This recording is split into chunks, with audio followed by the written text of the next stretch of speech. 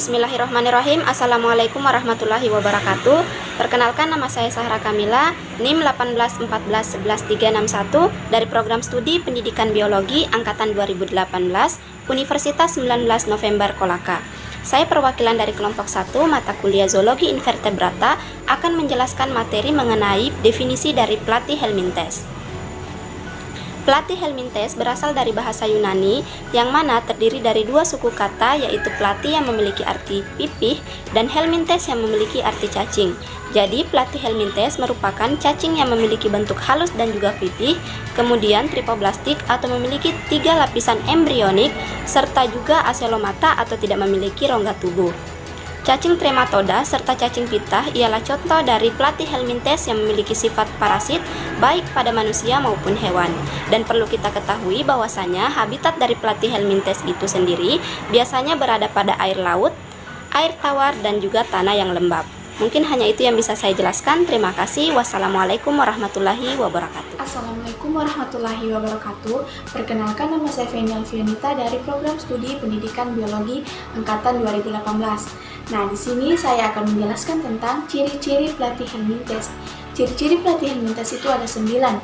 Nah, yang pertama, cacing pipih ini atau Platyhelminthes memiliki sifat tripoplastik. Acelomata yakni mempunyai 3 lapisan embrionik yang terdiri dari esodram, mesodram, dan endodram, dan juga tidak memiliki rongga pada tubuh. Nah, yang kedua, rongga pencernaan tidak mempunyai anus. Yang ketiga, mempunyai tubuh simetris atau simetris bilateral. Yang keempat, tubuh lunak serta adanya silia pada epidermis tubuh. Yang kelima, umumnya hidup ialah sebagai parasit kecuali yang planaria. Yang keenam, tidak mempunyai sistem sirkulasi. Yang ketujuh, pernapasan dilakukan dengan permukaan tubuh serta ruang gas transvaskuler. Yang kedelapan, reproduksi dengan cara vegetatif atau fragmentasi atau biasa dikenal dengan aseksual, serta juga generatif atau pembuahan silang biasa disebut dengan seksual. Yang kesembilan, atau yang terakhir, memiliki sifat hermafrodit, yakni mempunyai 2 alat kelamin di dalam satu tubuh. Sekian materi dari saya. Billahi taufiq wal hidayah. Wassalamualaikum warahmatullahi wabarakatuh. Bismillahirrahmanirrahim. Assalamualaikum warahmatullahi wabarakatuh. Perkenalkan, nama saya Haryati dengan NIM 1914100968. Di sini saya akan menjelaskan tentang struktur tubuh Platyhelminthes atau cacing pipih. Langsung saja. Tubuh Platyhelminthes memiliki 3 lapisan embrional, yaitu ektoderma, mesoderma, dan endoderma. Endoderma membatasi rongga gastrovaskuler. Di antara ektoderma dan endoderma terdapat lapisan mesoderma. Mesoderma terdiri dari jaringan ikat yang longgar.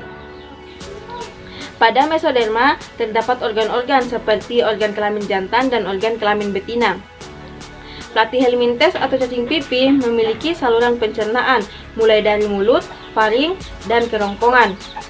Akan tetapi, cacing pipih golongan cacing pitah tidak memiliki saluran pencernaan karena cacing pitah hanya memiliki usus yang bercabang-cabang yang menuju ke seluruh tubuh, sehingga peredaran makanannya tidak melalui pembuluh darah, akan tetapi langsung diedarkan dan diserap oleh tubuh melalui usus yang bercabang tersebut. Platyhelminthes tidak memiliki anus atau saluran pembuangan karena pengeluarannya melalui mulut. Sedangkan sisa makanan yang berbentuk cair akan dikeluarkan langsung melalui permukaan tubuhnya. Sistem saraf pada Platyhelminthes hampir sama dengan sistem saraf pada Coelenterata karena dapat bergerak aktif dengan adanya sistem saraf dan sistem indera. Sekian, itu saja materi yang saya sampaikan. Saya kembalikan ke Pak Esa. Selanjutnya akan dilanjutkan oleh Saudara Irwan. Bismillahirrahmanirrahim. Assalamualaikum warahmatullahi wabarakatuh. Perkenalkan, nama saya Irwansyah dari Program Studi Pendidikan Biologi Angkatan 2019 dengan NIM 191430996 dari Universitas 19 November Kolaka. Oke, pada video ini saya akan menjelaskan tentang sistem organ Platyhelminthes. Apa itu Platyhelminthes? Apakah kalian pernah mendengar kata ini? Oke, Platyhelminthes sering kita kenal dengan kata cacing pipih. Seperti gambar di sebelah ini. Ini gambar yang ini atau video yang ini. Oke, Platyhelminthes biasanya tinggal di air tawar, di air laut, dan di beberapa perairan di seluruh dunia. Platyhelminthes dapat kita jumpai dengan berbagai bentuk. Yang pertama, ada yang berbentuk pipi dan ada yang berbentuk seperti pita. Oke, lanjut saja ke bagian sistem organ dari Platyhelminthes. Yang pertama, sistem pernapasan Platyhelminthes. Proses pertukaran O2 dan CO2 dilakukan secara difusi, di mana proses pertukaran itu dilaksanakan dari konsentrasi yang lebih tinggi ke konsentrasi yang lebih rendah.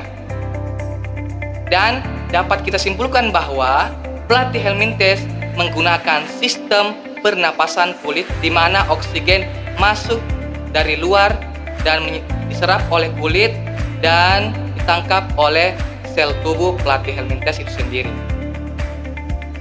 Kita melangkah ke bagian kedua, sistem pencernaan Platyhelminthes. Platyhelminthes hanya memiliki mulut, tapi tidak memiliki anus. Jadi, dapat kita katakan bahwa Platyhelminthes memiliki sistem pencernaan yang kurang sempurna. Jadi, bagaimana ketika Platyhelminthes ingin mengeluarkan fesesnya atau hasil sisa metabolisme dalam tubuhnya?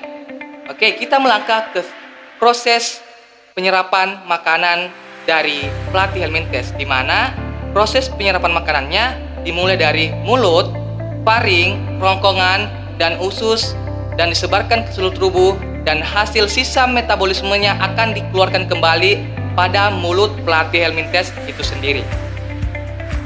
Kita melangkah ke bagian yang ketiga, yakni sistem saraf Platyhelminthes. Sistem saraf Platyhelminthes mempunyai dua ganglion pada ujung ventral tubuh, yang mana akan keluar satu pasang saraf longitudinal menuju ke bagian tubuh posterior. Di antara pasangan saraf itu dihubungkan oleh sejumlah saraf lateral. Oke, jadi dapat kita katakan bahwa sistem saraf dari Platyhelminthes merupakan sistem saraf yang tidak sempurna karena tidak memiliki saraf pusat. Oke, kita melangkah ke bagian yang keempat, yakni sistem reproduksi dari Platyhelminthes. Sistem reproduksi dari Platyhelminthes terbagi atas dua. Yang pertama, sistem reproduksi secara generatif atau seksual, dan sistem reproduksi secara vegetatif atau aseksual. Keunikan dari tubuh Platyhelminthes ini, yakni dalam tubuh Platyhelminthes ini bersifat hermaprodit, di mana hermaprodit yang artinya memiliki dua jenis kelamin yang berbeda. Jadi dalam tubuh Platyhelminthes ini memiliki dua jenis kelamin yang berbeda. Sistem fertilisasi dapat dilakukan secara mandiri dan juga dapat dilakukan secara bersilang. Oke, kita melangkah ke bagian yang pertama, yakni sistem reproduksi secara generatif atau seksual. Sistem reproduksi secara generatif atau seksual dapat dilakukan oleh dua jenis individu Platyhelminthes yang bertemu dan akan menghasilkan sel telur, dan sel telur ini akan menghasilkan Platyhelminthes baru yang akan tumbuh menjadi Platyhelminthes dewasa. Yang kedua, sistem reproduksi secara vegetatif atau aseksual. Hewan Platyhelminthes dapat berkembang biak dengan cara membelah diri, atau ketika hewan ini dipotong akan menghasilkan individu baru. Ketika hewan ini dipotong menjadi 3 bagian, maka di seiringnya waktu mungkin 1, 3, 4, sampai 5 hari akan menghasilkan individu baru, di mana potongan-potongan ini akan menjadi hewan-hewan Platyhelminthes baru. Jadi proses ini dapat dikatakan sebagai proses fragmentasi, di mana hewan ini dapat hidup ketika telah dipotong-potong dan akan menghasilkan individu baru. Seperti video yang kalian saksikan di sebelah ini, bahwa Platyhelminthes, contohnya pada spesies Planaria, dia bisa hidup kembali ketika telah dipotong-potong. Ya, dia bisa hidup kembali ketika telah dipotong-potong dan akan menghasilkan individu baru. Ketika dipotong menjadi 3 bagian, maka Platyhelminthes akan menjadi 3 individu baru, yakni hidup secara terpisah. Mereka tidak akan bergabung kembali, tapi mereka hidup secara terpisah. Ketiganya ini dari potongan bagian tubuh dari Platy helminthes yang tadi potong itu. Jadi mungkin itu saja penjelasan dari saya tentang sistem organ dari Platy helminthes. Lebih dan kurangnya mohon dimaafkan. Materi selanjutnya akan dilanjutkan oleh teman saya. Wabillahi taufiq wal hidayah. Wassalamualaikum warahmatullahi wabarakatuh. Bismillahirrahmanirrahim. Assalamualaikum warahmatullahi wabarakatuh. Perkenalkan, nama saya Nasti dengan NIM 1914100970. Di sini saya akan menjelaskan materi klasifikasi Platy helminthes. Jadi, berdasarkan struktur, ciri, dan ukurannya serta habitatnya, Platy helminthes itu diklasifikasikan menjadi 3 kelas. Nah, yang pertama ada kelas Turbellaria, dan kedua kelas Dermatoda, dan ketiga itu kelas Cestoda. Baik, kita mulai dari kelas yang pertama, yakni kelas Turbellaria. Platy helminthes kelas Turbellaria itu sebagian besar hidup bebas di alam, walaupun beberapa di antaranya ada yang hidup sebagai parasit, dan tempat hidupnya itu beragam. Ada yang hidup pada ekosistem air tawar, terestrial, dan di lautan. Dan bentuk tubuhnya itu seperti daun, tetapi bedanya dia tidak bersegmen, dengan memiliki bulu getar yang terdapat pada lapisan epidermisnya, serta intestininya itu tidak bercabang. Nah, panjangnya sendiri itu 6-15 mm. Oke, perlu kita ketahui bahwasanya kelas Turbellaria itu tidak memiliki darah. Contohnya itu seperti Dugesia trigina, yang mana kita kenalnya itu seperti cacing planaria, yang mana hewan ini itu biasanya hidup di air tawar, air yang sering mengalir setiap harinya, bebatuan, dan juga pada dedaunan yang sudah jatuh. Oke, kita beralih pada klasifikasi Platy helminthes yang kedua, yakni pada kelas Dermatoda. Nah, jenis Platy helminthes yang masuk pada kelas Dermatoda ini adalah jenis cacing yang merupakan yang hidup parasit pada makhluk hidup vertebrata, yang mana jenis cacingnya itu memiliki ciri khas.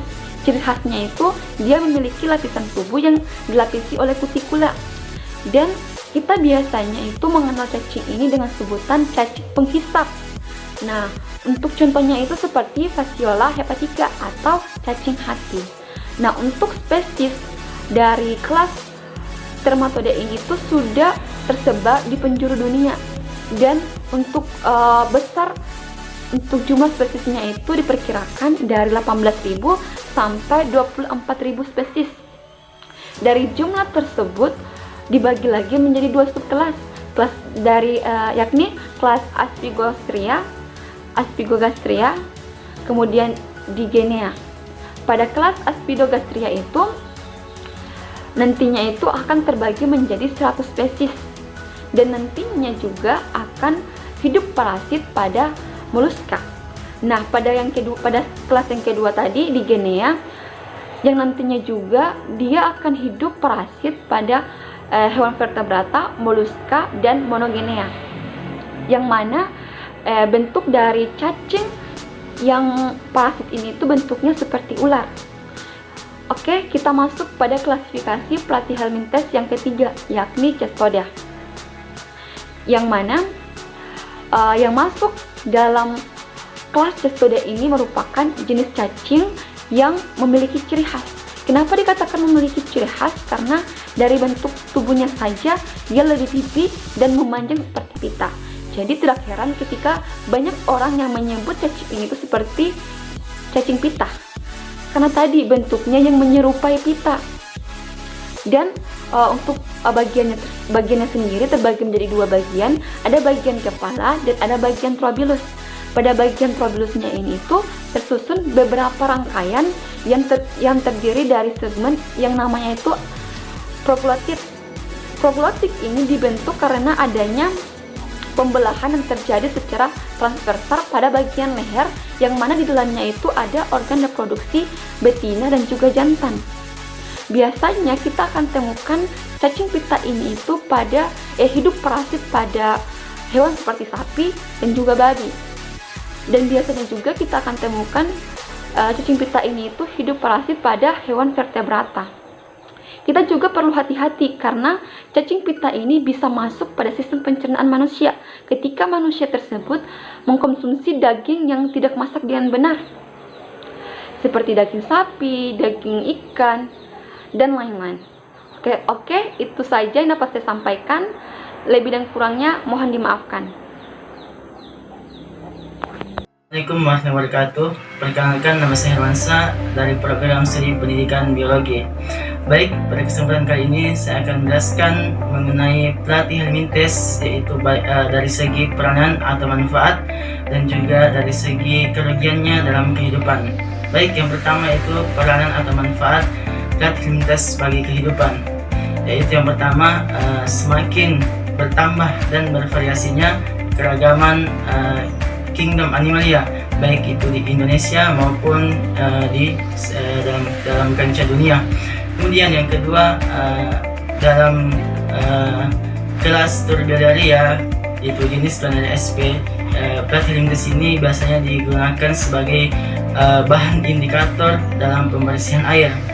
Kemudian Planaria sp juga ini digunakan sebagai bahan untuk makanan ikan. Kemudian peranan selanjutnya itu pelatih Helminthes biasa digunakan sebagai indikator biologi, atau dengan kata lain pelatih Helminthes ini digunakan sebagai bahan dalam percobaan karya ilmiah atau penelitian ilmiah oleh para ilmuwan. Kemudian itu tadi peranan atau manfaatnya. Kemudian kita akan jelaskan tentang kerugian yang diakibatkan oleh pelatih Helminthes dalam kehidupan. Nah, kerugian pelatih Helminthes dalam kehidupannya itu, yang pertama, dari jenis Vascular hepatica. Ini merupakan pelatih Helminthes atau jenis cacing pipih yang menyerang pada hati hewan ternak dan biasanya menyebabkan penyakit yaitu clonorchiasis.